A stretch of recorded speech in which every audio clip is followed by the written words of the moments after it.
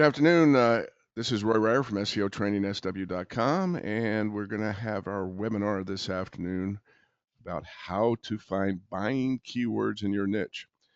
Our presenter this afternoon is going to be David Evans. David is out in Muncie, Indiana, and I'm out here just outside of Phoenix, Arizona in Morristown. So before we get started with David's webinar, there are just a few little things I would just want to discuss. Again, I like to welcome everybody.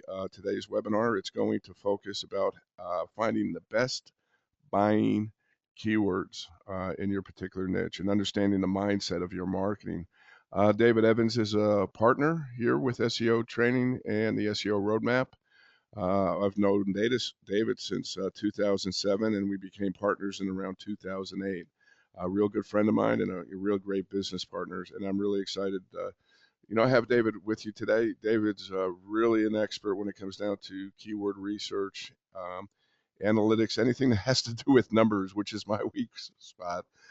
David just rocks in. And just a few other things, again, we just want to cover before we do get into today's webinar. If this is the first time you've ever been on one of our webinars or one of our calls or been on our website, we do have a lot more free SEO training videos on our website. We have all our webinars that we've had in the past that we recorded and made those into videos. Also, we got a lot of free SEO videos on our website. Some of this content, the premium content, you do have to log in to become a member. You have to use your username and come up with a password. Now, sometimes, don't freak out. I'm not going to spam you guys if you join our membership. Join our community. I hate spam as much as you guys do. Once a week, you're going to be getting an email being advised about some upcoming webinars that we're going to have, some new videos, and some SEO tips of the week. Now, please share the love. This is, we put a lot of work, time, and effort in putting these videos together, our webinars together. And, we do give these away for free. We don't charge you to be part of our webinars. We don't charge you to watch these webinars or videos later on.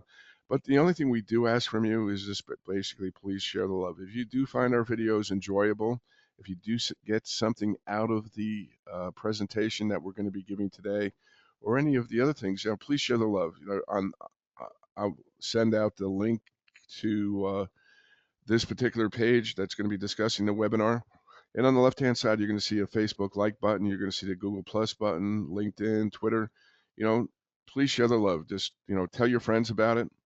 Hey, this is a really great webinar. I learned a lot, or whatever. And just, press that. This is how, you're helping promoting us is basically the bottom line.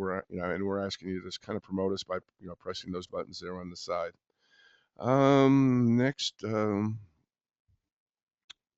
Next, we do have another free webinar that's going to be not next week, but the following week. That's going to be on the 29th.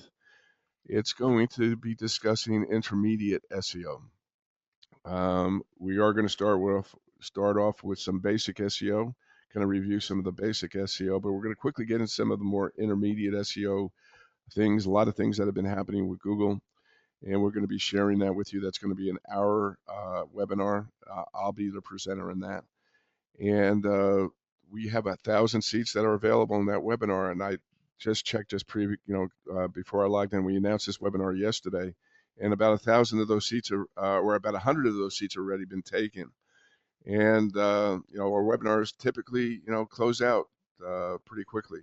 So, I urge you, if you'd like to be a part of that webinar, it's going to be 5 o'clock Pacific time. Those of you who are on the East Coast, that kind of works. I got the wrong time there. 8 o'clock Eastern time if you're on the East Coast. But, sign up. You're going to learn a lot. We'll have some question and answers at the end of it. And also we'll have a free bonus that we'll be giving some stuff away. And we're going to be giving some stuff away in this webinar. We did not announce it. But today, the best person who asked the best question to David about the topic, which is finding the best keywords, we're going to be giving them a free DVD of our social media marketing training. We recorded that basically about 9 months ago.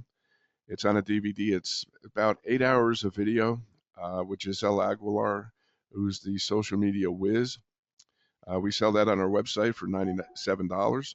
And those of you that are on the call, at the end of the webinar, we'll be giving that away for free. And the person who asked the best question will be getting that. So anyway, without any further ado, I'm going to turn the keyboard and presentation over to David. I just got to find, there we go. Turn this over to David. David, do you have the screen? I believe I do. Thank you, Roy. It's great to be here for this webinar. It's been a while since I've actually given a webinar. Hopefully we'll start. And there is a lot of activity, as Roy mentioned earlier. We are partners. He takes the lead on the SEO training side, and we have a client side that I take the lead on. And in the client side of this, we get this question of a lot of, what keywords are going to bring us the most money? And I'm always surprised how many companies don't really know where their money is coming from.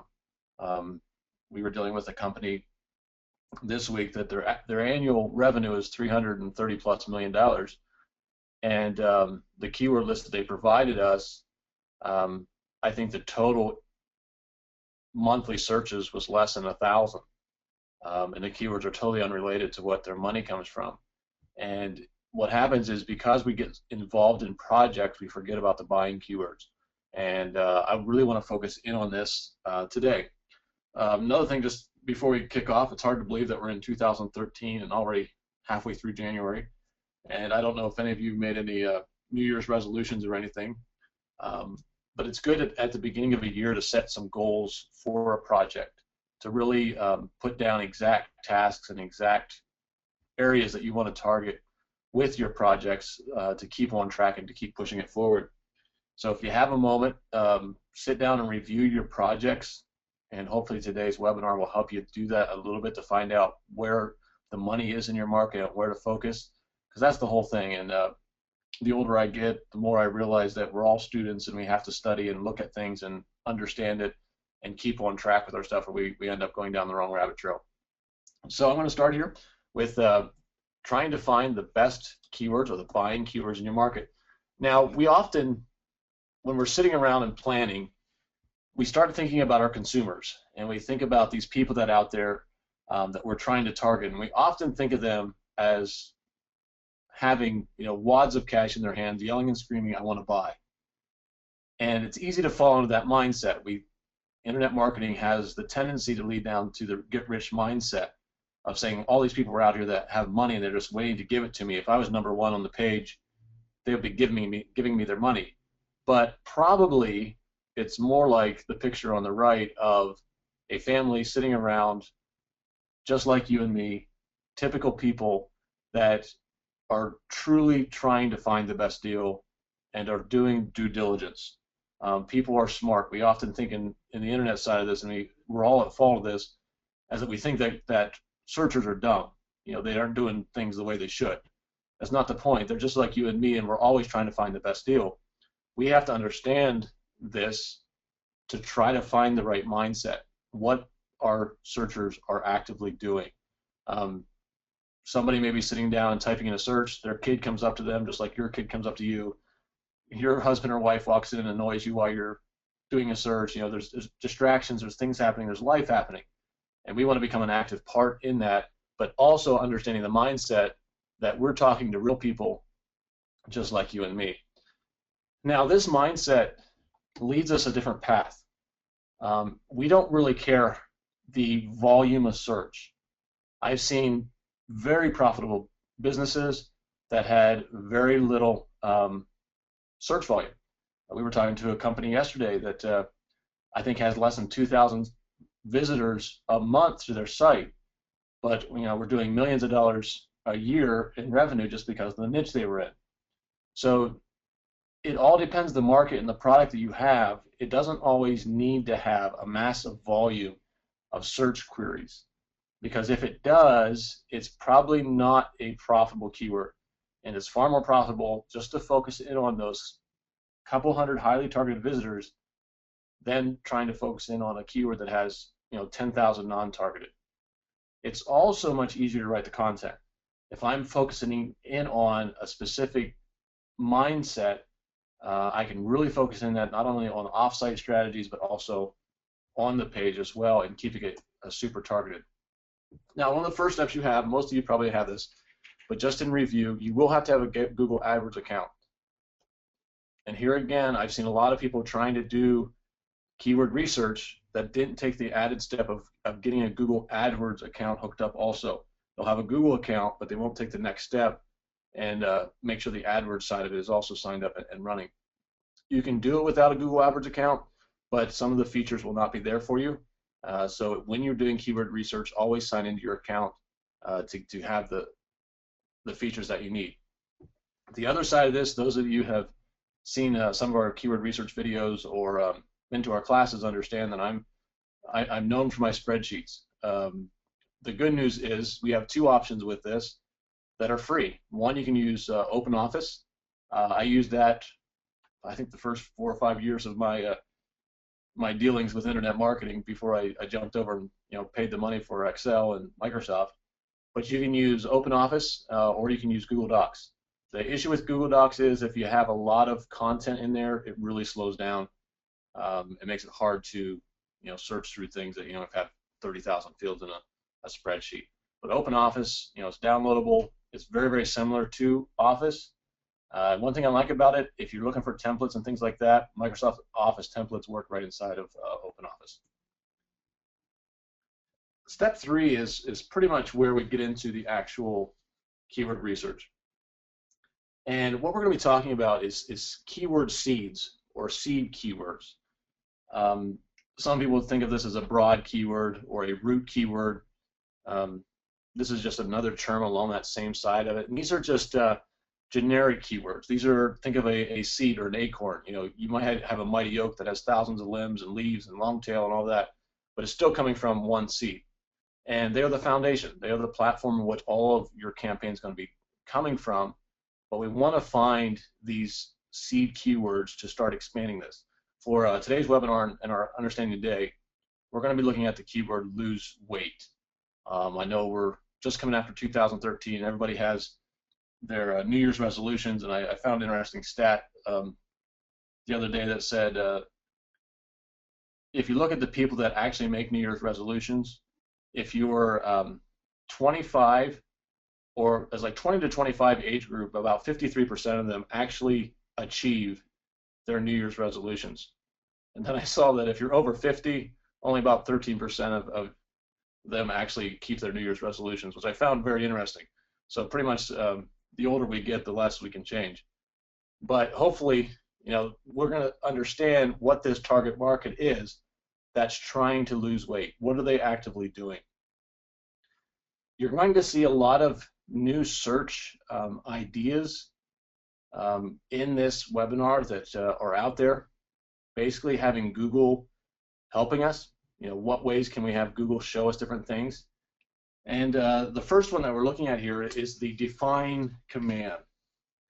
And if you just jump into Google and type in define and then lose weight, Google will tell you what the definition is. And this is being pulled out of either Wikipedia, sometimes it's out of different dictionaries. This one's coming out of Princeton.edu, but it'll actively show that to it. So just define the colon and to lose weight, and there it is. So you can have Google respond back and tell you what it thinks that keyword's about. Now, if you start thinking about that, what more important information can you have than Google telling you what they think the definition of a keyword is?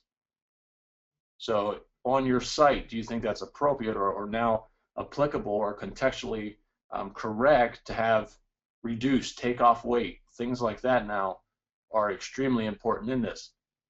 Play around with this. Use the define. Find out what Google looks at for different words, and you start getting a definition of what they're doing. Also, don't forget about the synonym side of it and the thesaurus. I'll get it out.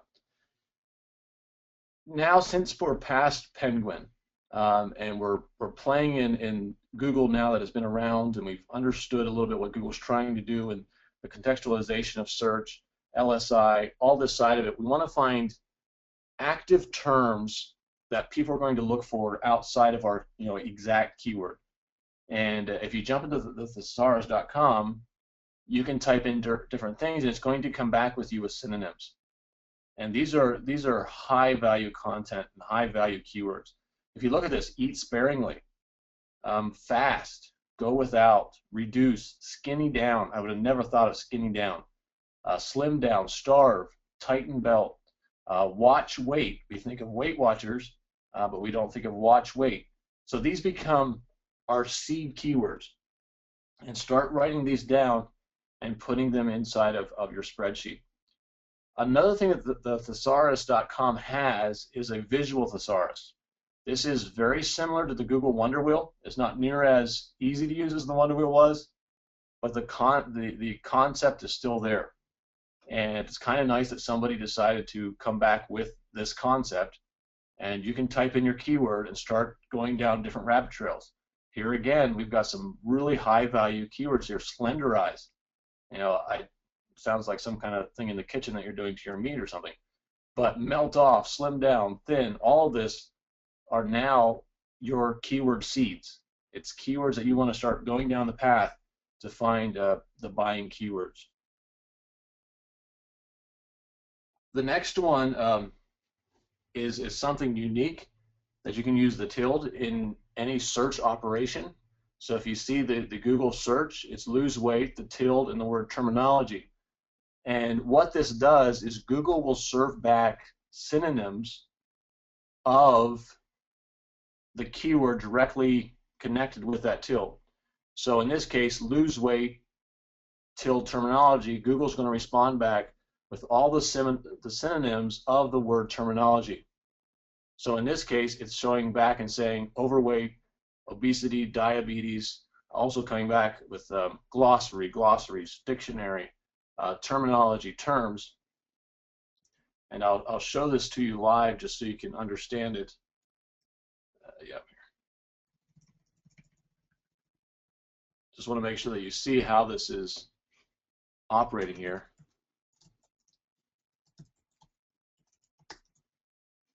So it's bringing back all of this, and you'll see glossary, define, dictionary. It's not just terminology, it's bringing back motivational words, glossary of terms. So this is bringing back all the synonyms of that keyword. So now you can play around with phrases. You can do lose tilde weight and see what it actually is bringing back here. And you can use this more than once. I'll show you another example here. You can jump in here and do something like that where you have two of them. So now it's going to use the lose, and you really have to play around with this to get it to work. Like obesity, glossary. So it's actually, instead of doing weight, it's doing obesity here. And you can play around with that quite a bit. Also, don't forget about going to the bottom and searches related to it. So right now, words of encouragement for losing weight. There again, I would have never started thinking down that path, and you can start getting the synonyms back for those keywords in there, and really play around with that, and you'll start seeing it pretty good. Start marking down now keywords that you think are highly related to what you want. So I went to, I think this is one of the main glossary pages on the first page of Google there, and started finding the synonyms and other keyword seeds that are in this market. So if you notice, body fat, calorie goal, fad diet, layered eating, lifestyle change, yo-yo dieting, all this I begin to add to the seeds, and I'll show you real quickly here how I'm starting to keep track of this. If you can see my spreadsheet, I have seed keywords as my my page, and then I'm just starting to count or add in here the keywords that I think are seed keywords. Count calories, lose weight, slim down, slenderize, calorie goal, yo-yo dieting. All of this now I'm starting to keep as my seed keywords in my spreadsheet. And you just keep adding these to your seeds, and before long, you'll have probably 10 to 15 seeds. You don't want to have too much more than that. We want to keep it super focused, um, but you just want to have the ones that applies to your content. What you're selling, your seed keywords need to match it directly up to what you're selling. If they don't include them. There's no sense wasting the time on that. And start going crazy. You can add this characters in it, and you'll see what happens. You'll see weight loss tips, lose pounds, drink, lose weight fast, Weight Watchers. All this will come back by using these characters in your searching. Now we want to go in and start finding seed phrases. We have, and I'm just using lose weight still here. We have our seed here, but I want to start finding seed phrases. I want to take it to the next level. So I've put numbers on here really quickly just so you can see what I'm talking about. Now back up here. The word or phrase is lose weight. I have exact match selected over here for the match types. I have the advanced options and filter down. I'm US, English only. Number 6, I have local monthly searches, 500 greater than or more, more than 500.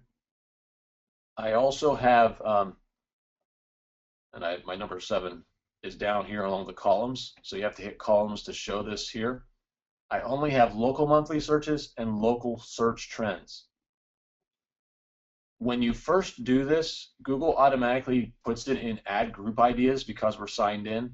If you're not signed in, it automatically does keyword ideas, but because we're signed in, which you should be, it'll start doing add group ideas. After you do the search, shift it back to the keyword ideas so you begin to get all the keyword ideas. Now, for these seed phrases, there's a couple things that we really want to look at. Keyword phrases should be about 2 to 4 words. We're past the seed now. We're getting into phrases. Here's something new to pay attention to that we watch pretty consistently. Is it a stable search trend? Is it a rising search trend? And you'll see that, and I'll show it to you live here so you can see it here in a minute. If it's not stable, then it must be at least 9,000 searches or above, and the keyword has to be extremely relevant to your site. If it doesn't meet that criteria, it's not what you want to focus in on. Now, because we have, probably about 10 to 15 keyword seeds, we only want to have about 15 to 20 phrases per keyword seed. So if we're focusing on lose weight, we don't want more than 15 to 20 lose weight phrases or parts of that, or we're going to have too many. We're not going to have time to focus on them effectively. So here, for example, is what we're talking about. This is the keyword ideas after we did that search on the previous slide. And there's 2 things here. One, notice the search trend. Sorry about that. Notice the search trend. Over here in local search trends, almost all of these are declining. This just tells me that the market has lost its love for this keyword phrase. The consumers are doing other things. Now, it does meet our criteria with some of these because there are more than 9,000 searches for some of these, so it makes sense. But if you look at some of these, the actual search trend has drastically fallen off. I mean, you're talking about quickest way to lose weight is, a quarter of what it used to be. So this just tells me that this search keyword has been losing the market share to something else. We'll need to find that while we're doing keyword research. While you're going down through here, select the ones, just click the little white box over here on the left, that you want to start researching or saving, and it puts it over into a saved area, and then we can download it. So over here, I've picked a few that I thought matched our criteria, and then you can download it, and then enter it into your spreadsheet. So now your spreadsheet should have seed phrases, and this one is specifically for the lose weight, and there they are. So now I'm filling it out, and you can add more details in here. I didn't download the entire spreadsheet with the search trends and cost per click and competition. I'm just putting it in here right now because I know they meet my criteria. I don't need any more information than that. I just need to target these because I know it meets my criteria that I've already established. And if you do the math on this, if you have 15 seeds and 15 key phrases per seed, you're getting up to 300 keywords. That's a lot of keywords to try to focus in on for any project that becomes a big project at that point. A couple tips here. If you are moving around and working inside of the Google keyword tool, um, don't try to reload the page or refresh it, because all of your saved ideas will disappear. Um, and the other side of that is, I know a lot of people have struggled, well, I got these saved ideas and I want to move to the next project, what do I do? If that's the case, just reload the page and Google erases all of your saved ideas.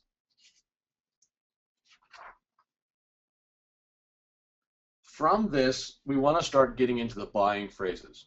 We've talked about now the seeds, we've talked about the seed phrases. Now we want to start getting into the buying phrases. And just as a reminder here, please enter your questions in while we're going along so we can address them at the end, because this is where people start to get a little bit confused. And personally, I've seen so many different strategies on finding buyer phrases and things like this that I want to make sure you understand this today, because this is the most important. And one of the baselines of a buying phrase is the phrase itself needs to give you some information about the searcher. When somebody types in a buying phrase, it tells you something about them. You know, it may say buy product name. I want to buy this particular product name. Well, you know exactly who they are. Or they may be doing, 2013 top weight loss tips. You know precisely that they are right now looking for current trends and active information for them. So it should give you information about your buyer. There shouldn't be any questions on what they're looking for. So for it to be a buying phrase, the phrase itself is going to give you details on who and what they're doing. It also should have profit potential. If it is, poems for 2013, there's no profit potential there unless you're a poem bookseller that just happens to have, hottest poems for 2013. So that keyword itself has to have profit potential for your product. This is where people would start getting off the track a little bit, and I've caught myself doing this also. There may be profit in a keyword, but if you don't have a product to sell to that keyword or that person, it's not profit potential for you, and you only want to focus in on keywords that are potentially profitable for your product. The other side of this is little competition. I will show you how we do some of our competition studies for keyword specific, so you can understand what easy and hard is and what competition means with that here in a minute. And then also it has to have reasonable search volume. If it has 10 searches a month, yes, you can make a couple sales, but it's not going to be very profit potential. So it has to have a decent amount of search volume, and it all depends on what market you have and what market share you're going after to make that viable. So these buying keywords are longer than your buying phrases. So now we're getting into longer phrases here to really isolate this out. And what example here is, some people would say, well, buying phrase could be fad diets. Well, that may be, but if I go versus best new diets 2013, that specifically tells me that this user only wants the best diets specifically right now. It's a fad currently for 2013, and I have to serve them a product and content specifically around that. If someone just types in fad diets, I don't know what their search intent is. It may be, some middle-aged woman that's trying to remember what fad diet she had in the 1980s or something, and it's not a buying term. So the keyword itself should give us the intel for the buying decisions. If somebody types in buying our best new diets 2013, I know right now that they're looking for a diet to kick the year off, and that's a high value customer that's searching for my product. Now, to take this even the next step, and there are a lot of books out here that can help you with some of this. Brain Influence is one by, I think it's Roger Dooley. There's a couple other ones out, and maybe Roy can address a few of those books at the end also that he's looking at and has been reading, because I know he's been reading a lot on this. Triggers by Joe Sugarman, and there's a couple others also.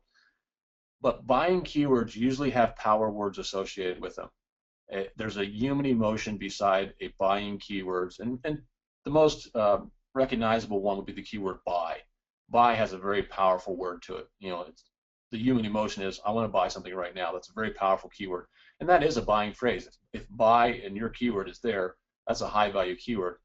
But there are other ones that are just as powerful emotionally, and I have a list here that you can look at. Review, how to, get, cheap, quit, buy, control, earn, relieve, adjust, ease, pursue, loose, start, solve, reduce.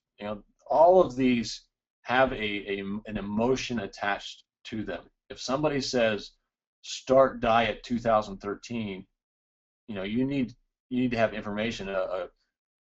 You could have a dieting 101 guide for 2013. Is exactly what they're looking for, because in their search query what their emotion and their mindset is. If somebody says, break habits of dieting or something like that, you know exactly that they're trying to break a habit or do something like that. If someone's looking for instructions, it's a perfect time to have a video up.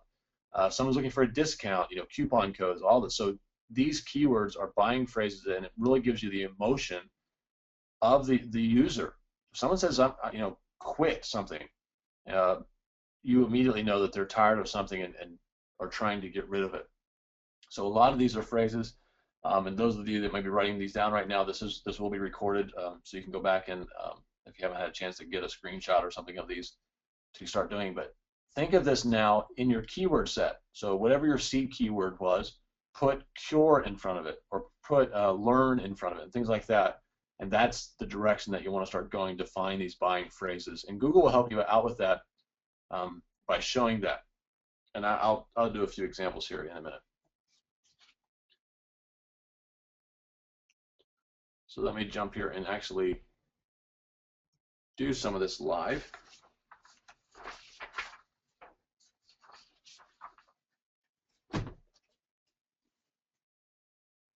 Apologize for a second here. I had one of my kids walk into the room. All right, I'm back. So one of the things that we can do here is look at the search. If you put a space in front of your search query, Google will start serving up things in front of it. Let's see if I can just do it here. Notice I put a space in front of it, and now you're going to see free dieting, yo-yo dieting, best alcohol for dieting. Oh, that's a cool one. Never saw that before. Dieting while pregnant. What are some dangers associated with dieting? Google actually gives you the Google Suggest with keywords in front of it, versus if I just do the keyword, I'll have to do this again. It only adds on to the keyword. So feel free to play around with this so you can actually put two spaces or a space in front of it. Now you see paleo diet, gluten-free diet, Atkins diet. So it's adding on in front of it, and then you can also play around with that side of it. So a space before and after allows for you to see what Google is doing with the Google Suggest. And I'm going to go back to the Google homepage so it declutters my screen just a little bit.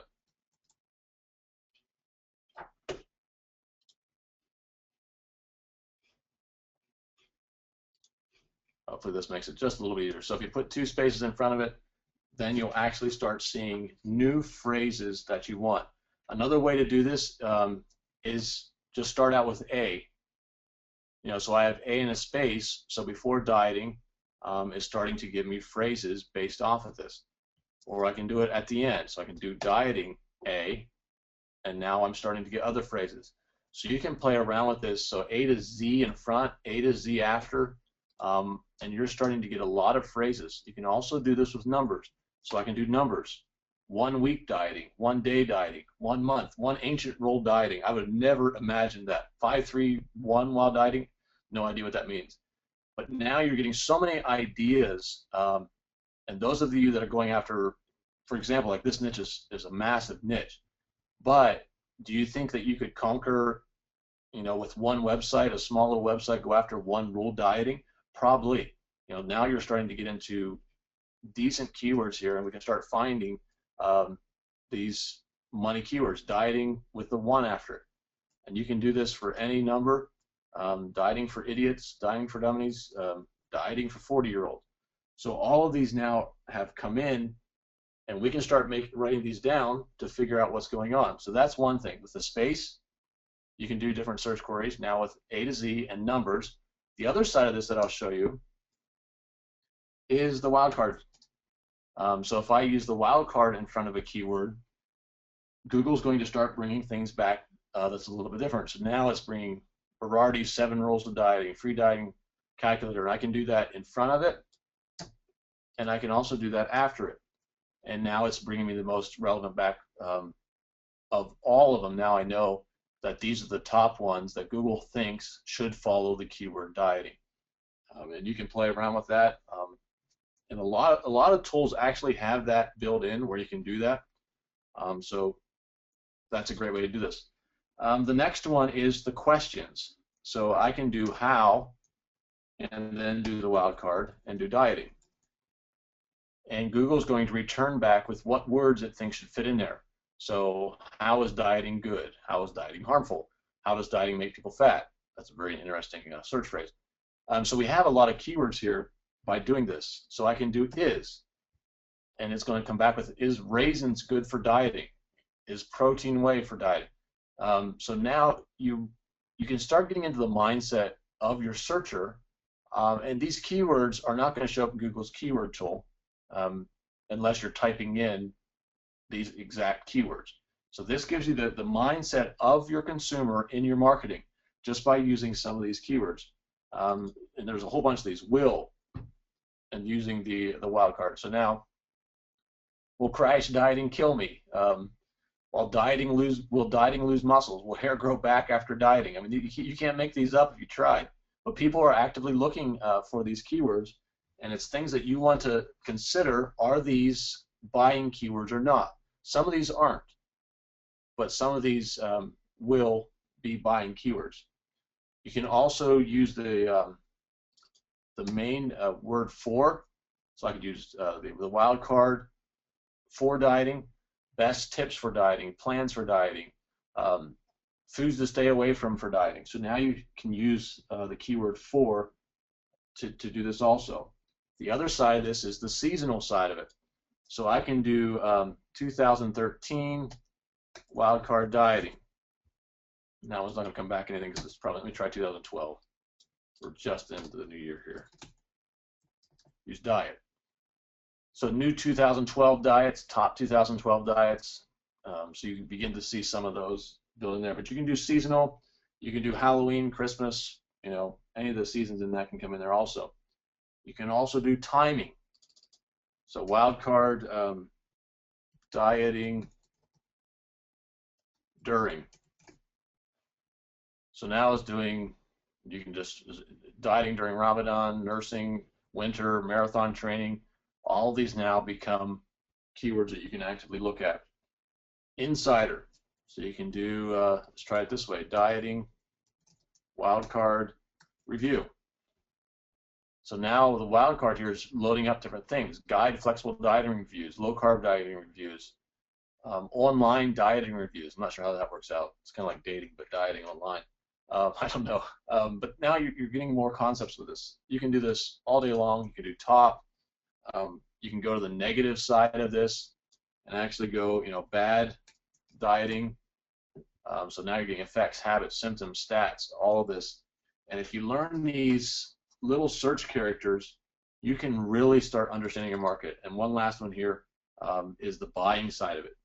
So if I do purchase dieting, how do I spell it right, or diet, I can start looking at where can I purchase diet solution program, diet analysis plus. So you can begin to see dietary supplements, all this, and you can do this with cheap, discount, get, order, buy, all this. You can do this with solutions like stop, fix, clear, quit, information, tips, all this. And with these wildcards and things like this, it actually then allows for you to get the mindset of the consumer. Now, I'll just review all these here so you have a screenshot if some of you can do that real quick. So you can use A to Z, 0 to 9 before, after, and within a keyword. You can use the wildcard character before and after keywords. You can use how, for, seasonal, timing, insider, the top keywords, negative. Use the buying keywords, places, solutions, informational. All those now are ways for you to start getting buying phrases, and it needs to be specifically for your market, and always go back to the established rules on finding a buying phrase to give you exactly what you're trying to find on here. Now, that's one side of it. The other side of this is, how do I know if I can conquer a phrase? And that's probably one of the most important questions we get. How do I know if the phrase I'm targeting is easy to conquer. So we're going to jump back into the Google keyword tool here, actually into Google itself, and do a search here. And I'm going to actually search for, I got to remember the phrase I was doing. Give me 1 second. There it is right here. I already had it up. So best new diets 2013. I actually want to search for this to see how many results are here. And there's a couple different ways to search for this. I can do it without parentheses. So this is just going to return all broad. So any site that has those keywords on the page somewhere, they don't have to be directly together. So if you see right here, you can see best diets, you can see new in 2013. It's not a phrase, it's just any of those words show up on the page, it returns it. There's 370 million pages in Google that has those 4 words on it. That's, if you actually look at that, that'd be very, very hard to compete for that. But if I can do it in a phrase and say, okay, how many people are doing it in the exact match? So there's only 3,420 web pages that actually have Best New Diets 2013. And I give anybody the right on this webinar to target this phrase if they want to. It's a pretty good phrase. You can do more details. There's a lot of phrases like this out here. But there's 3,420 pages on that. And at this point, you want to look at it, and I'll have more details after this on the slides of the numbers. But if it's less than 50,000, it's very easy. And if it's over 500,000, it's really, really hard. And I'll give more details on that here in a bit. But this doesn't tell me the real exact search. Many of you know that if you started actually wanting to go down here and clicking through these, well, I can do this because there's only 2 pages. There's actually only 14 that Google is displaying. All the other ones have been omitted because their duplicate content are very, very similar. Even though it says 3,420 up here, Google is saying that there's only 14. Now, I don't know about you, but I think if I only have 14 pages out here as a competitor, I might be able to take them out.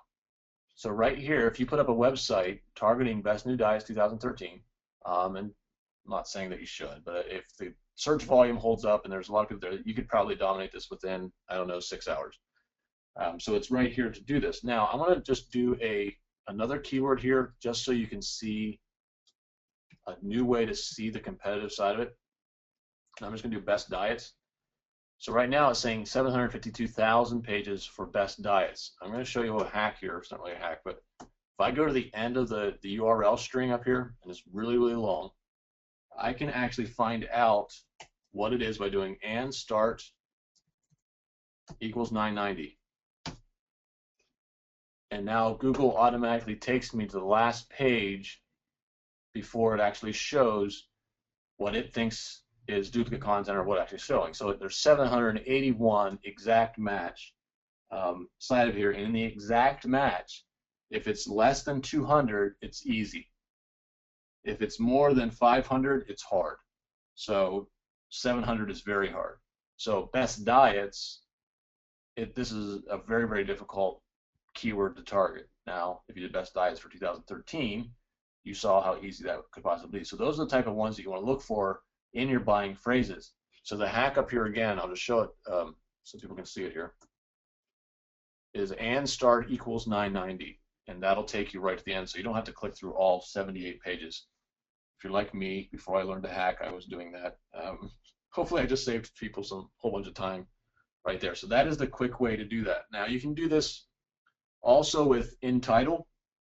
So the in title command, that's one thing that you can do. You can do it in URL. So if you don't know these things, just write them down and jump into Google and type in title, INTITLE, or in URL, and see what, do some learning on that side of it. But you can do this for any of these to find out what's there, and it'll automatically do it. Now you can also do another hack, and Google will display it back. If you just type in the actual, well, I'm already here, but I'll just do it for example. So if you do HTTP www.google.com, and then I can do the search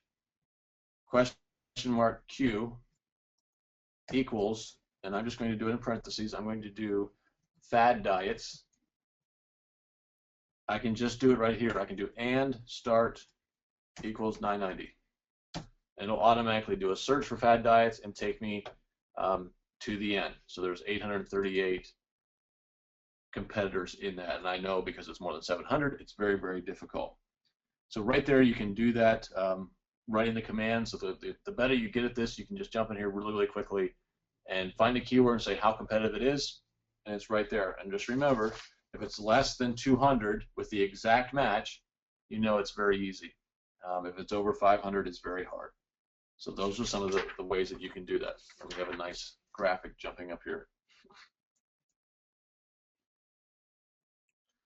So here are some of the numbers. If you want to take a snapshot of this, a screenshot, if it's an exact match search, this is all pages. So if you just put it in parentheses, if it's under 50,000 return, it's very easy. If it's over 500,000, it's very hard. And this is just dealing with exact match, not the ones that Google is filtering out. If it's the real exact match where you're going through every single page that Google is showing, or use the and start equals 990, these are the numbers. If it's less than 200, it's very easy. If it's over 700, it's very hard. You're going to find some keywords out there that look extremely hard to start. If you actually look at the real exact match, it'll fall into the easy, medium, or very easy. And those are the ones that you want to mind. Before you actually start targeting a keyword, make sure you understand if it's going to be easy or hard, because that's going to lay out your campaign.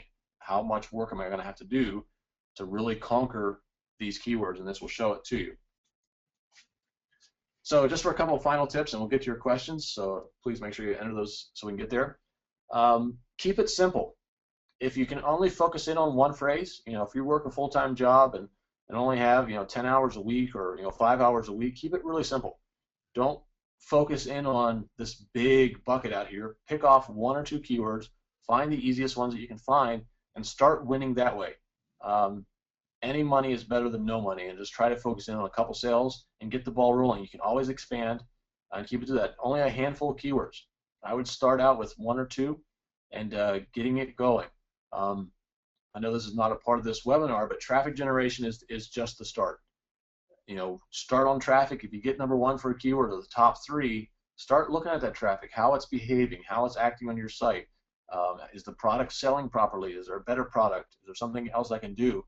But don't forget about post traffic. And I was dealing with a client last week that was so worried about traffic that we couldn't convince them that they need to worry about conversions. And don't forget about that side of it also. If possible, and you want to kickstart this and really understand a buying phrase, go buy it. Go dump into AdWords, spend $50, and focus on some of these really easy keywords just to see if there is potential profit for that keyword. There's usually, if you play around, search around, you'll find $100 AdWords coupons around there for new campaigns. Settle down on a couple and target them. Lastly here, only do things that make you money. And this is the Pareto principle. This is the 80-20 principle. Focus in 80% of your time on 20% of the things, so only focus on what makes you money, because it'll, in the long term, will actually provide more revenue for you and more success. So hopefully that explains buying keywords a little bit and makes life a little bit easier for you. I'm going to have Roy jump in here and start going through some of the questions here, and please feel free to add your questions. And great webinar so far, David. A couple things before we do get to the questions that I want to bring up. Number one, the book that you mentioned, I posted a link to it. It's on Amazon, but it's for those of you that might be watching a replay. Really a good book that I'm going to recommend that discusses the mindset and the science of all this is a book by Robert Cialdini. It's called Influence, the Science and Practice. It's available on Amazon. It's also a Kindle book. The Kindle price is like $15, but really, really good book. David, I don't know if you could grab that little link I put in the chat box and just paste that in there, because I still have the screen.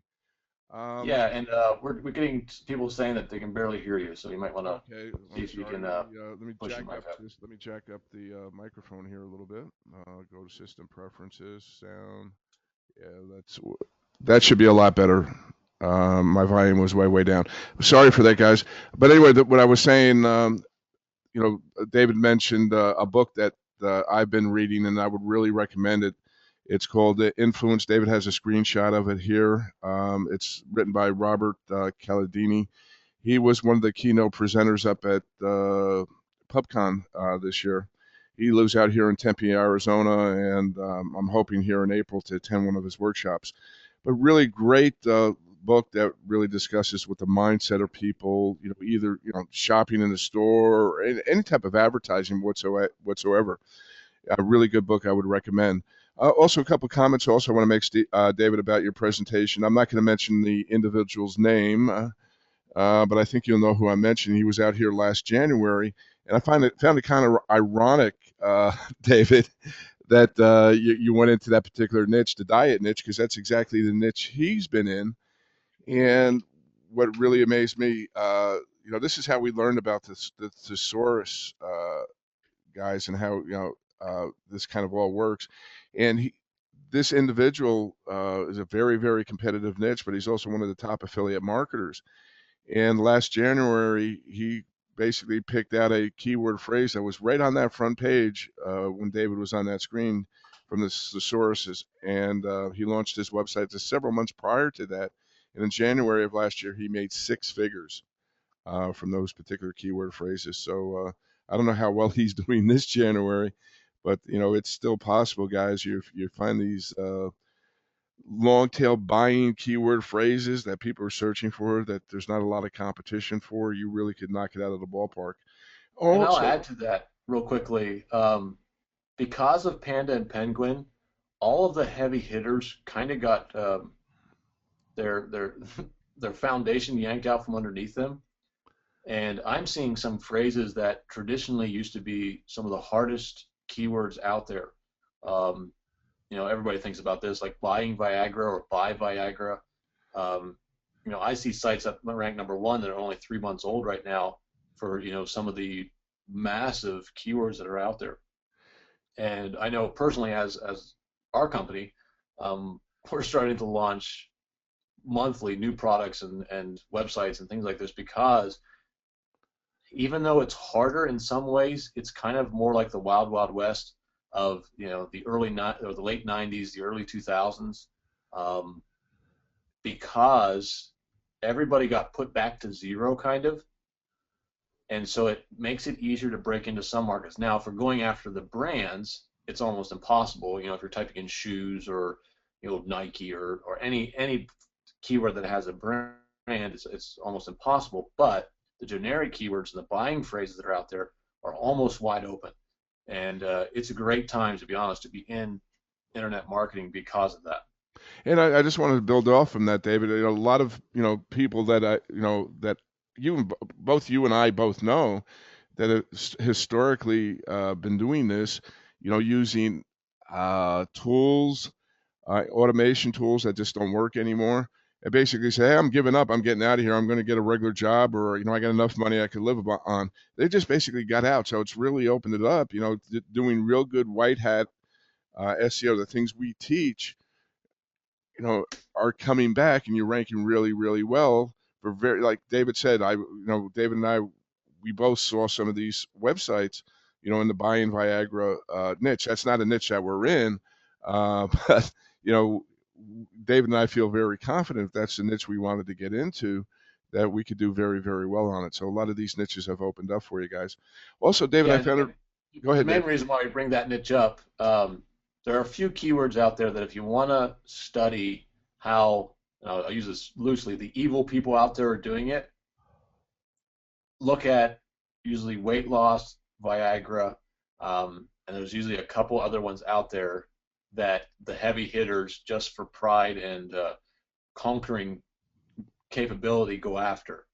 So when you really want to look at what Google allows or what's working or not working, study somebody else. And we spend a lot of time studying some of these biggest keywords out there that we know are very, very lucrative, because that's where people are testing and trying things all the time, and you can understand a little bit better what's working and what's not working.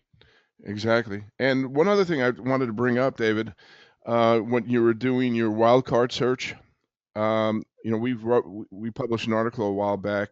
I'm really surprised that nobody really other than ourselves in the SEO niche have picked on that up on this. And it talks. We have a post about Google's knowledge graph and the semantic web. Now, those of you that might have read that post, or if you have time, it's an article we published a few months back. It's called Google's Knowledge Graph, and this is where Google's moving toward. And this is a great way for you guys, if you don't want to go out and invest, a few $100 for some of the semantic tools that are out there like SEO Scout, you want to do this stuff by hand.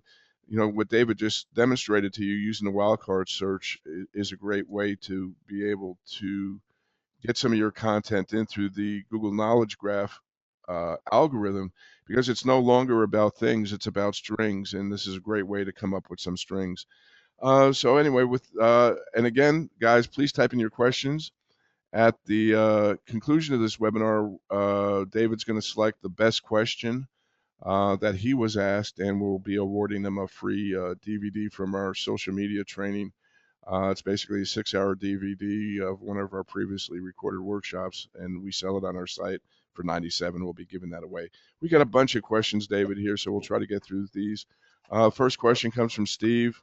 He asks, is there any difference in the keyword research that you presented for local SEO versus national SEO or global? This is, yes. If you're dealing with the local market, most people don't understand the stats or haven't had the ability to look at stats on what a user does with local search. And I always try to reverse this and say, how do I act? Everybody orders pizza, or almost everybody does, unless you're vegan or something like that. So I'm not going to do this. But think about what you do when you order pizza. Do you ever go to an entire website, unless you're ordering online? Now we have that option. Or do you just type in pizza, look for the company that you want, and see the phone number and dial it? So in the local market, you have to meet the consumer in different places. Typically, I'm in Indiana here, and say I'm looking for a hot water repair. I'm not going to go best hot water repair person in Muncie. I'm going to go hot water service and start calling. So when you're dealing with the local side of it, you're dealing with a little different style of business, and most likely you're going to have to go further down the tree. You can't go extremely long tail and everything. You have to be there in all keywords. So sometimes the local market is harder just because you have to meet less people, unless you're in San Francisco or something, less people with more keyword search phrases. Because some people may say hot water repairs. Other people may say, I've got water in my basement, what do I do? So you have to be there and sometimes have a broader keyword set than if I was just going after the national market and I was specifically selling, a new hot water pressure valve, and then I can super focus in on a small niche market. So it does depend on it. Now, if you're going global, you've got language issues, and you're going to have to go with domains from different languages and different servers in each country and things like that. So global is pretty much the same as national, but you just have to think of each nation differently. But if it's local, think like yourself. And the best way to do that is go ask your mom or your grandma, your wife, hey, if your hot water heater blew up tomorrow, how would you search for it? And do that to your coworkers and all that, and start getting an idea that way. The other side of this is Google doesn't give us a lot of information on geo-targeted searches.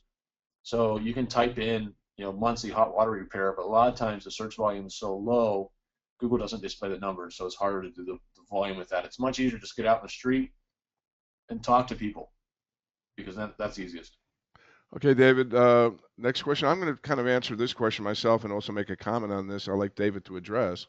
Under the Google under the trends, David, it showed the trends over a 12-month period, and yes, those are by month. But David, you mentioned that there was a fall off on most of those terms, and the only thing I'm going to comment about that is, my thinking of, okay, January is a big time of month for people that are going on diets, and that's why, I'm thinking that first month, being it's January, more people are going to be searching for diets, and then you see the trends typically dying off during the course of the year. Any comments about that, David? Yeah, that can be one answer. And if you download those results, So if you click on that keyword and download it, in the download, it will give you the search trends by month for 12 months. So if you're questioning exactly what months are spiking and what that percentage is, in the download itself will give that to you. And that's the main thing that you want. Sometimes, if you type in a Halloween keyword, you're going to see what month it jumps out. But in the download, it'll tell you exactly what month it is and things like that, so you don't have to guess. But it's a 12-month rolling period. So if you're in June, you just start going backwards, and that gives you that trend. So right now, we were in January, so December was to the right, and it goes back all the way. Okay. David, I know your answer and my answer are going to be different on this next question. This next question comes from Roger Matthews. How many keywords should you try to optimize per page on your, how many keywords should you try to optimize for your website? And my answer is going to be what I use is the rule of five. I pick out 5 keywords, 2 of which are long tail, something I'm going to be working on for the long term, and 3 keywords are going to be typically, some of the things that David kind of showed you about looking for some of those long tail keyword buying phrases. Now, David's answer, I'm sure, is going to be different than mine. David, what's your answer going to be? Yes and no. It all depends on your niche, and this is one reason why we study the big guys that are out there. Just I want to understand what some of these guys are getting away with, and if the phrase is unique, so if I have dieting, I only want to have the word dieting on there only a handful of times at the most. But if I have weight loss, lose weight, um, fasting, any other phrases that we came across, Google, I'm going into the gray area here, they're not going to do an over-optimization penalty because of that. And one of the reasons why we have to be super focused is the over-optimization penalty. We can't have a whole bunch of keywords on a page that are similar. Google's going to say that's, you're spamming the page. It's worthless.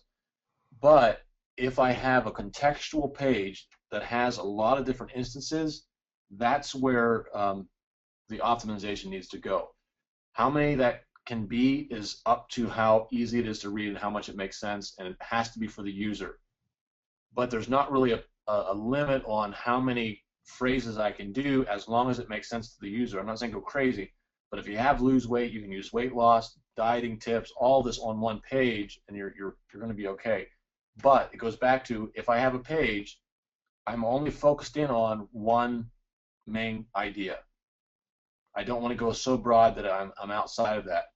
But in that one keyword that I'm targeting per page, I can have different variations of that. That's how we're trending a little bit now. So think of it that way versus having how many keywords I'm targeting. You only should have one target per page. Okay, David, And then go from there. we got over 300 people on the call right now, and we got just a bunch of questions, and a lot of the questions are similar, so don't freak out. But I'm going to just, kind of pick out some of the highlights here. One question is from Pete Bass. Can we get a list of the buying phrases that you showed, David? David, would you make that little spreadsheet available, perhaps either on a PDF download or can you email them if they email you? Would you be able to email that spreadsheet to them? Yeah, I can pull that out, and we might want to just put that in the upload too, so people can see it. Okay, so on that, when we do have the video live, we will have a link to that spreadsheet so you could download that spreadsheet because I'm sure we're going to have people on the replay want it.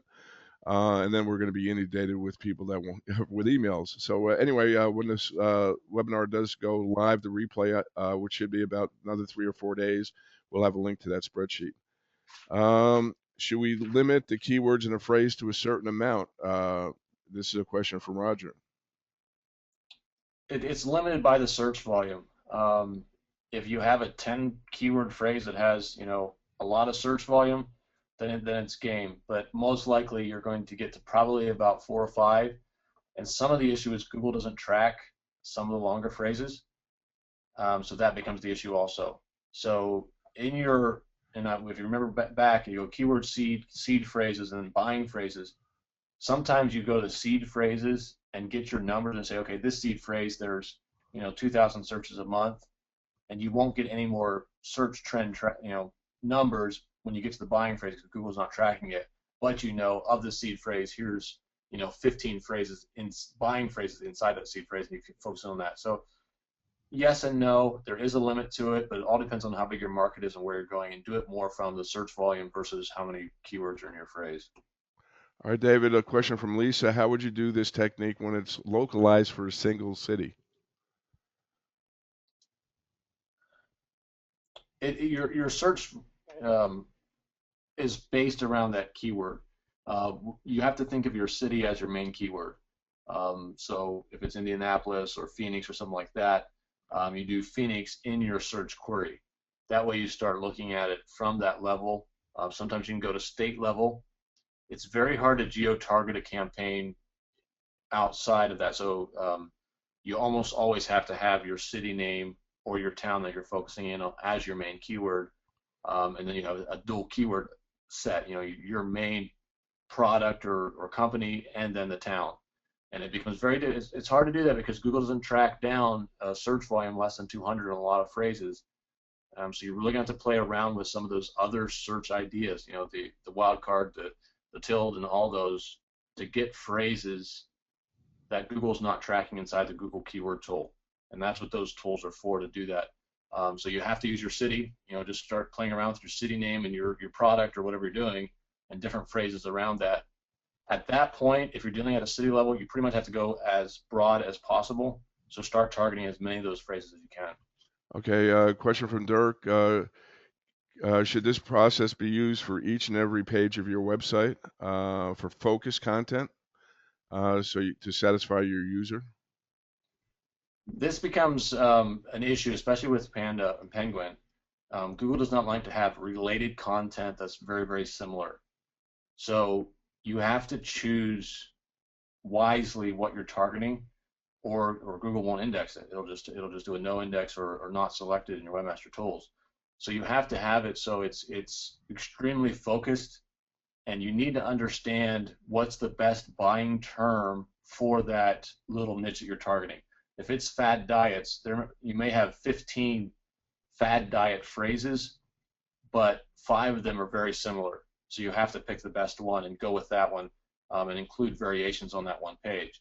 So yes, you need to be doing this for your main pages. You may not have to do this for every page on your site, but your top pages, your tier 1 pages, that's where you need to focus this in on and have it specifically targeting certain keyword sets.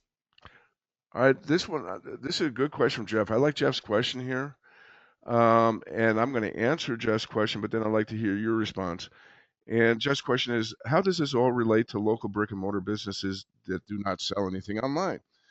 Uh, Jeff, myself, when I go out to a city that I'm not familiar with, I'm in a city, let's just say Chicago, and I might be, let's say I'm going to be searching, I'm going to go to a pizza. So one of the keyword phrases I might type in is, what is the best Chicago restaurant for pizza? And I'm going to look at the responses.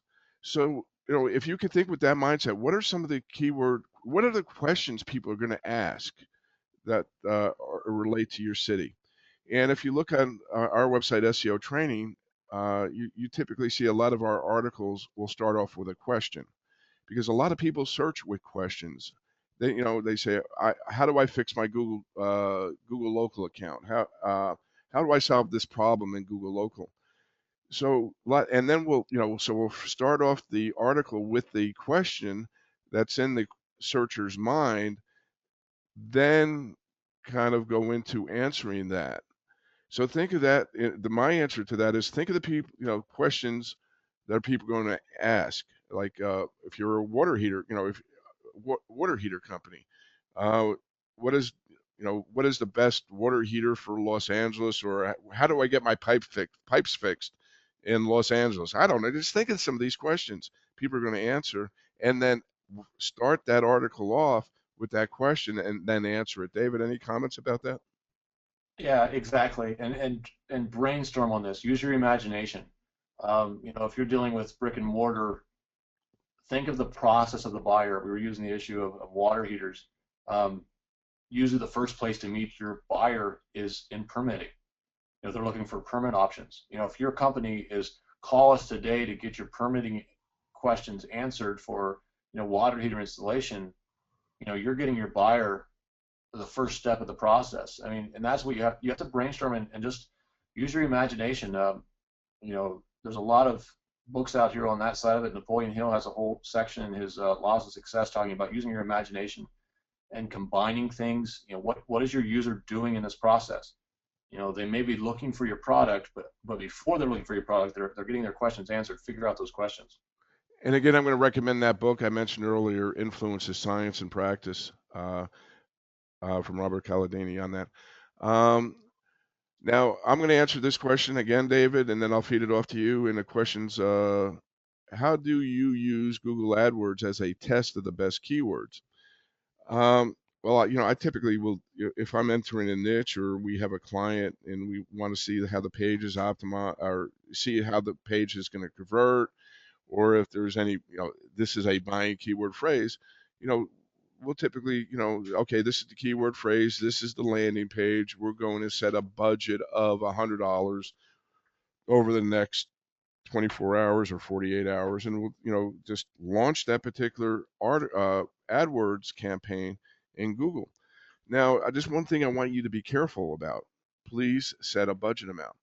Um, I'll This happened a few years ago to somebody I made that recommendation to, but they did not hear me say set a budget. And the keyword phrase had to do something with beach weddings for a beach wedding website that they had put together. And they had set no budget, and they launched the page on Friday, and they did not check, what was going on. And by Monday, they spent well over $2,000 with hardly any conversions at all because the page was not, yeah, there was interest in that topic, but that particular page was not converting well. David?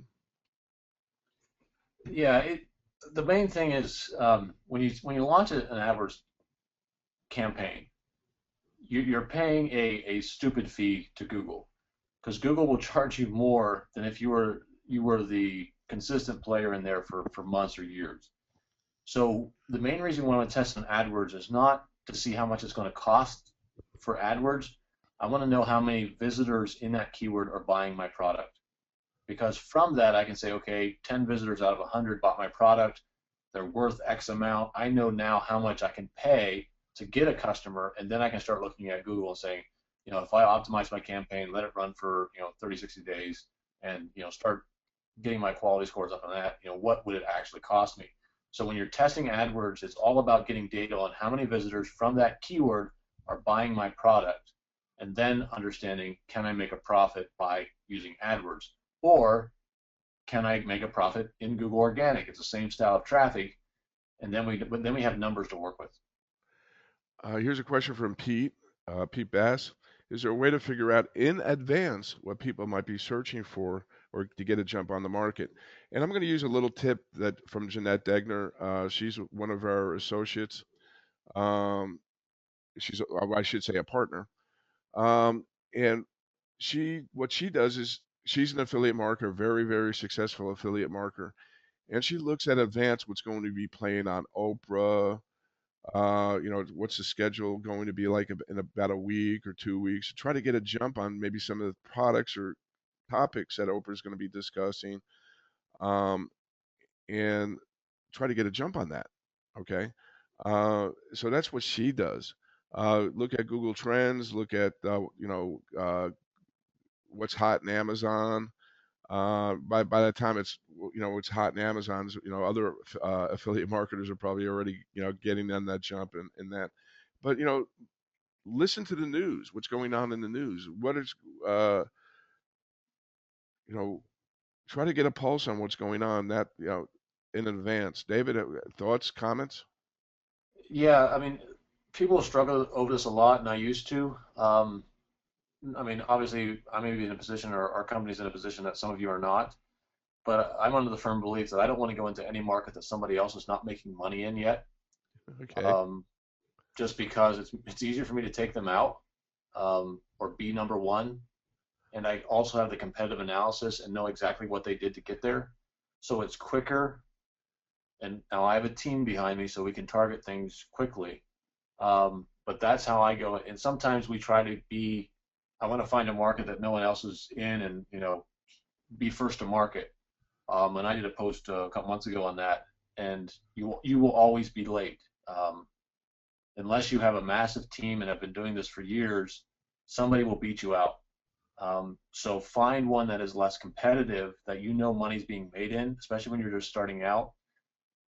It's better to be number 5 in a market that you know makes money and start making money that way than try to find something brand new, because you'll sit there trying to think of something brand new and never take action. So find something that you know has money in the market, follow the rules that we mentioned earlier that's very easy, or find one that's easy, and start targeting and start learning it. And then the more that you're in this, the more opportunities you will find. For example, I found a product, and I won't tell you, uh, but I found a product that has 450,000 searches a month that is in the easy category.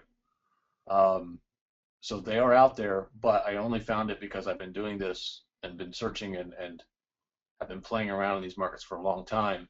So starting out, find one that you know that has money in it, that's easy, and then start making money that way, versus trying to find a brand new product, because that breaks one of my rules. One of my rules is I'll never bring a new product to market or bring a market to a product. So sometimes you get ahead of the market, and the market never comes. That's a good point because well, David and I, working with some other clients that trying to launch something that nobody's searching for, and we warn these people well in advance, but they just, oh, it's whatever. They lost their shirt. Now, question from Lisa: are you talking about launching affiliate sites when you have a site that's out there for less than 3 months? Yeah, exactly what we're talking about, Lisa. You know, the Google Panda, Google Penguins come along. It's knocked out a lot of the big players. A lot of people have given up. There's, like David said, it's almost like the Wild West again. If you know the proper way of white hat SEO, get away from doing all this black hat crap that all these other people have been doing it for years. You know, you don't. Some of these niches, you don't need a whole bunch of backlinks. What you need is real good quality content, videos, good images, optimized images. Think about your on-site optimization more so than your off-site optimization. And David, David and I were launching a site a month, and they're getting sticky, and they're getting money, and they're making money. So these are some very competitive niches. So by all means, there's a lot of opportunity. Now, one thing I want to say, when you do go to these sites, they're not so much, we don't want to give the appearance of them being an affiliate site. So what we do there is, like my radar detector org dot site, does very, very well. And it's a review website where I basically have reviews of radar detectors, and I have videos, a lot of content, and that site's doing very well. And it doesn't really, it's not like in your face affiliate marketing. Um, you might want to let people know to search a few times on Amazon to get the book around the same price that you're showing. The first price came up to me was over 34. Now that, yeah, okay. Basically, yeah, if you're looking at buying that book, search around. The cover price on the book, can be listed anywhere from 34 bucks to 15. The page I found was 15 bucks. But it's a really good book. I really highly recommend it. David, are the buyer keywords you showed reflecting Google's popularity searches or actual buyers in the marketplace? It's a little bit of both on that. Some of those are Google is showing you what it expects you to type. So it is a Google's algorithm coming back and saying this is what I expect you to type after you start typing an A or something like that. But the other side of that is Google is doing this based off of how many people are typing that in. So it is a popularity search. Now the issue that comes in those searches, you want to look for the buying phrases, the power words, things like that. So it's kind of a little bit of both there. But actual people are typing in those phrases. You just have to find the buyers in those phrases. All right, this question from Steve. In conjunction with Google Places, would this really help increase the rankings in some niches within certain categories? Absolutely. I mean, if you can find these phrases, you'll rank number one for these easy phrases that are out there. And my whole philosophy is start ranking for some easy phrases, And if Google sees that you're ranking on the first page or number one for keywords, it's more apt to rank you number one for the harder phrases. I love Sheila's question here, and she kind of has answered it in a way. What's the difference between Google and Word Tracker results, and why should I pay for a service? Um, I love this question because number one, and I think David's going to agree with me. A lot of these keyword tools that we've used to teach, that or I've used in the past since Google Penguin, really don't work as well as they used to. Okay, with the exception one, we're going to have a webinar down the road in a few weeks about one keyword tool that I recommend. Is SpyFu. I use SpyFu. David uses SpyFu a lot, and a lot of people don't think SpyFu is a keyword tool, but it really is. So why should you pay for? I'm not going to mention some of these other keyword tools because I don't want to offend them. But a lot of these, a majority of them, are broken since Penguin, and we've learned some of these hacks. David shared with you some of the hacks that we use with the Google keyword tool. David's going, if you're willing to come out here in March to our more advanced training or 2-day training stuff. We're going to be very open and show you a lot more hacks that we've been able to use on Google. The kind of, I don't know, David, do you want to explain it a little better maybe than I can? Typically in our classes, and we're going to get this in a little bit too, but I try to give you everything that I possibly know on how to break into a market and win. The things that I showed you right now is gold if you can figure out how to do these phrases. For example, one of our product lines that we had, we were focusing in on a certain keyword set, and we found a very unique keyword that we didn't even know. And I'll put this out there. It's a very broad one. It's a cell phone holder, and we found cradle. People were typing in cradle just as much as they were typing in holder. I would have never imagined that. So by playing around with these keywords and these new hacks or things like that, you're going to find things like, wow, that is a very easy keyword to target. And if you can get number one in some of these, you're not going to be rich. Remember my first couple of graphics, we think, bags full of money in hand, but you can sit comfortably around the table with your family and be happy about what's going on and making money. So that's the direction that these go. Um, Question from Rob Smith. Supposedly Google hates affiliate sites. Yeah, if you download the Google's, gosh, I forget what the heck, I have it on the latest post. How would you design an affiliate site that Google won't? 86. Well, don't make it obviously an affiliate site. I mean, the typical affiliate site, just you connect a feed and you have some crappy content and you're using the affiliate feed and the affiliate's pictures and the affiliate's content. Everything's got to be unique to, and read that last, I did a video here yesterday, published about Google's image, duplicate image penalty. Take some time and read that article. You'll get some really good takeaways from that. Don't make it look like an affiliate site. Have some good, unique, original content um, on your site. Some good, unique videos, good, unique, or anything, And then, as a side thing, say, oh, by the way, if you really like this, click on this little link here, and you can buy it. So don't focus on the sale so much. Focus on getting the information. Oh, my volume's low again. I'm sorry, Rob. Focus on your visitor. Um, Statement here. I'm not sure exactly what the statement means, but somebody spent $500 in 18 hours. David, do you know what he spent? $1,800, $500 in Yeah, 18 hours? AdWords. That what came in Okay. in the AdWords. Lesson learned. Okay. Um, Pete, I'm not going to answer that question. Okay, David. Before we get into, David, we've gone through most of the questions. We got probably about 60% of them done. I'm going to take the screen back from you, David, and we'll close this out. In the meantime, if you would pick who would be the beneficiary, I guess would be the word, the free social media video training we're going to be doing. Anyway, you guys, before we close out the presentation, I'm going to announce a couple special things we have going on. But before I do, I'll just kind of review some of the testimonials that we've gotten from our LinkedIn page, written by other students that have attended our workshops. John Gebhardt, you know, little testimonial. Roy's one of the top guys in search engine optimization with free seminars and webinars. His courses are even more valuable. I recommend Roy to any business owner who wants to be found on the internet. Claudia Buchanan, Roy's an SEO guru when it comes to SEO training. Roy's staff is awesome. She took the advanced SEO training and has doubled her sales for her company, Home Fashions University. Dickinson, throughout his time, Garth is a very successful affiliate marketer today, and he's gone through some of our SEO training groups, working with him, and I'm one of his early mentors, and he credits some of our training to his success today.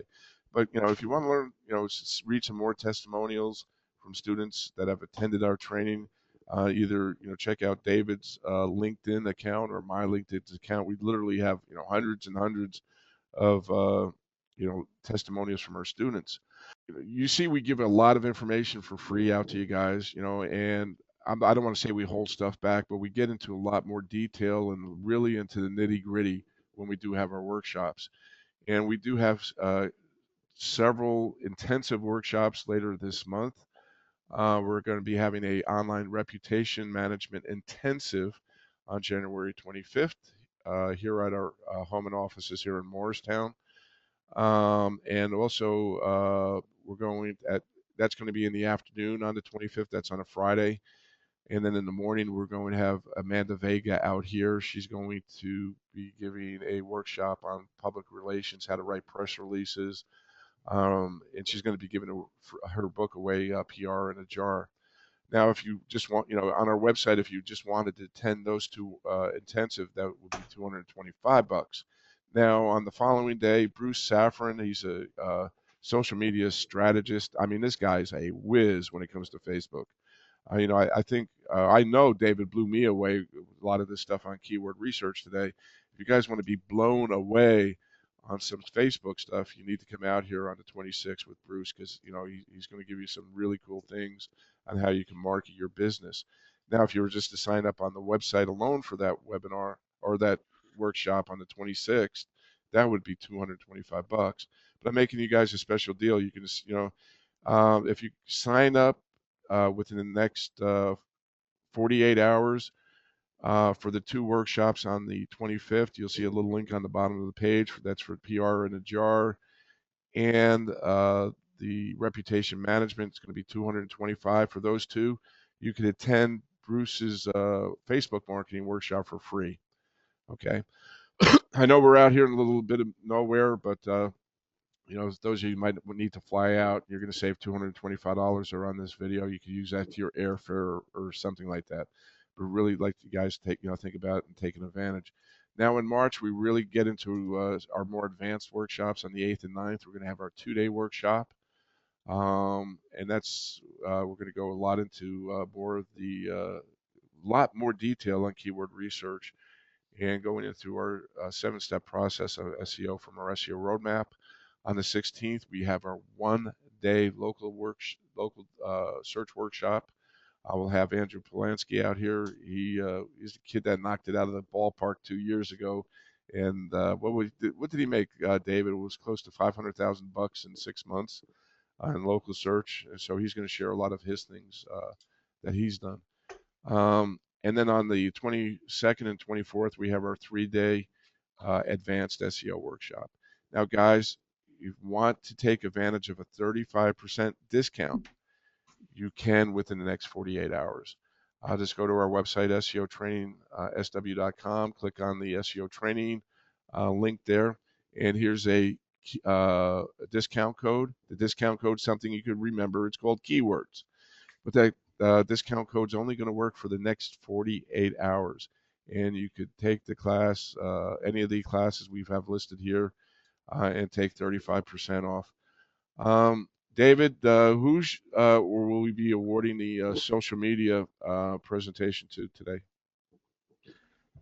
This is kind of interesting. We didn't actually address this one in the Q&A, but it's from Roger Matthews, and it's one that I will address here is it still your recommendations to not outsource your keyword research? And I'm going to be very pointed on this. I have never seen a successful internet marketer that doesn't do their own keyword research, or someone next to them, or like their project manager or someone they can trust that is right beside them doing it. Um, if you start off on the wrong foundation, you're screwed the rest of the way. And especially with you that are out here learning to do this, if you don't firmly learn how to play around and understand keyword research and buying phrases and competition and that, I would say it's next to impossible or impossible to succeed. So don't outsource this. There's some guys that'll give you information. But what happens then, you get an outsourced spreadsheet and you look at it and go, that's cool. Now what? Where if you do it yourself, the bells will start going off in your head. The light bulbs come on. Wow, that's a cool phrase. You start learning your market. If you don't know your market, you're not going to succeed. So definitely do it yourself. Or if you have the fortunate ability to have a team, I actually have a few members of my team watching this webinar right now because some of these things are even new to them, and I wanted them to learn it. So I was doing a dual purpose here with this webinar. But you know, if you have something that you can teach this, then it's okay. But you still have to learn it yourself, or you don't target. And David, I'm just gonna. By the way, who did you say won that? I'm sorry. Was that Roger Matthews? Roger Matthews, correct. Okay, Roger, if you could email me your address. My email is roy at seotrainingsw.com. Email me your shipping information. I'll have that shipped off to you tomorrow morning. And just, I want to build off that, David. You know, and this was a question from Rob Smith. I mean, how do I find new niches of opportunity? Do your keyword research. If you're going to outsource it, your outsourcer is going to learn all these niches that they can get into. I mean, you know, I'm sitting here, I'll be doing keyword research either for one of my business or maybe one of our clients' businesses.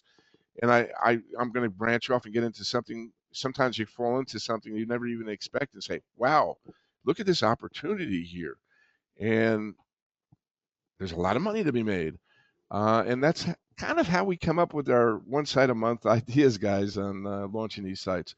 So anyway, yes, there's going to be a replay of the webinar. It's going to be about 3 or 4 days. We'll have a link on. We'll send the link out to everybody who wants to watch this webinar again. We had a great webinar, over 300 people on the call today.